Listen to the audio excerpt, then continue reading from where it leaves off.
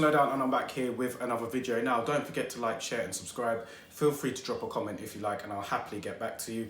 Now, bringing the news to you every day, and yesterday I saw two interviews, one from Anthony Joshua on Sky Sports and one from Tyson Fury on a PBC podcast. Now, they were obviously talking about one common denominator here, and that is Tyson Fury. So I'm sure Tyson Fury will respond to those as soon as he gets grip of the interviews. But let's start off with Anthony Joshua, who was on Sky Sports by video link, and he was saying that, he wanted to fight Tyson Fury, was hoping that that fight could be made next. Obviously, of course, he's scheduled to fight Pulev, but he brought the idea that, if Pulev would agree to step aside, considering that their bout has been postponed, then hopefully him and Tyson Fury would get it on.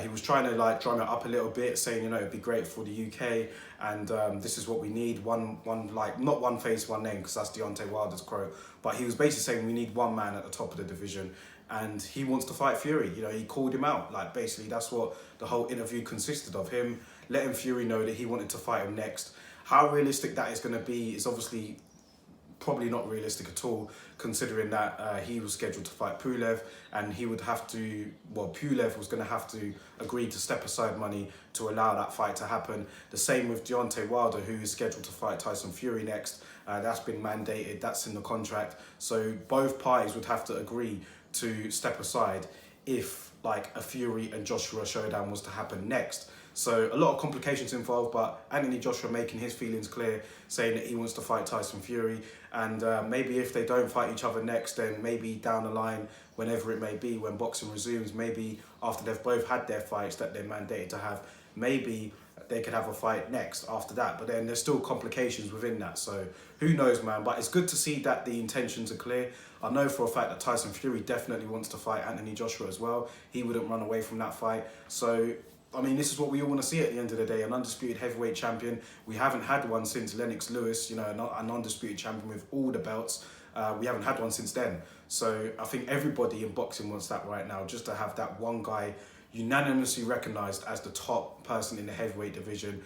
Many people will say it's Tyson Fury after the way he dismantled Deontay Wilder. He does hold the Ring Magazine title. He does hold the WBC title. Anthony Joshua does have 3 of the 4 major belts. So until these two get it on at the end of the day, we can't have a confirmed number one in the heavyweight division. There will always be some people that think that Anthony Joshua might be the guy. There will be people that think Tyson Fury is the guy. Most people will think Fury is the guy, if I'm being honest. But yeah, until they fight each other, we're not going to have that undisputed champion. So good interview on Sky Sports there with Anthony Joshua. If you haven't seen it, go and check it out, man. I thought it was a pretty good and revealing interview. He wants Tyson Fury, but of course there are some obstacles in that way.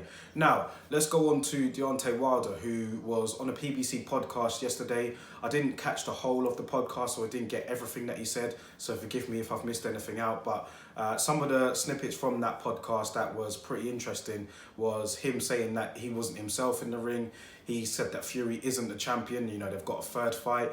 And he's saying that, everybody knows that that wasn't the real Deontay Wilder in there when they fought in February. And listen, not making any excuses for Wilder at all, but he didn't seem himself in the ring. That's nothing to do with his costume or anything else. That's just to do with Tyson Fury being on top form and not allowing Deontay Wilder to be himself. But as you know with fighters these days, man, they've all got egos, and he's not going to sit there and just just say that Tyson Fury was the better man. Some people might, but somebody like Deontay Wilder, I wouldn't expect it from him. He's got to think of some excuses in his head. Whether that's a good thing or a bad thing, I'm not sure. But a lot of these fighters have egos at the end of the day, and you saw it there. He's just saying that that wasn't the real version of him.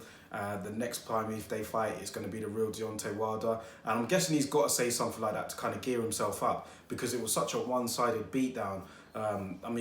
Any sort of doubts going into your head going into the third fight, then you are gonna be full victim to that again. So I suppose it's not totally surprising for me to see Deontay Wilder kind of drum himself up, give himself confidence, give his fans confidence, after what happened, kind of write it off as a blip and then say that they'll be ready for the next time round. That doesn't surprise me at all. But I think realistically, deep down, I think Deontay Wilder is working behind the scenes to find out what happened and try and make it right.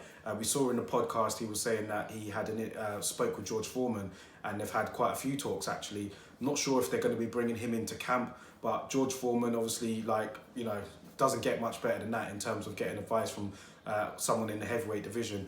He's offered to help, and Deontay Wilder's taken it on, and they've met up a couple of times, I believe. They've spoke over the phone, and we'll see what happens there. But with regards to Deontay Wilder's corner, I know there was some conflict there between the two trainers, Jay Diaz and Mark Breland. But I think now that what's been told is that they're going to stay together.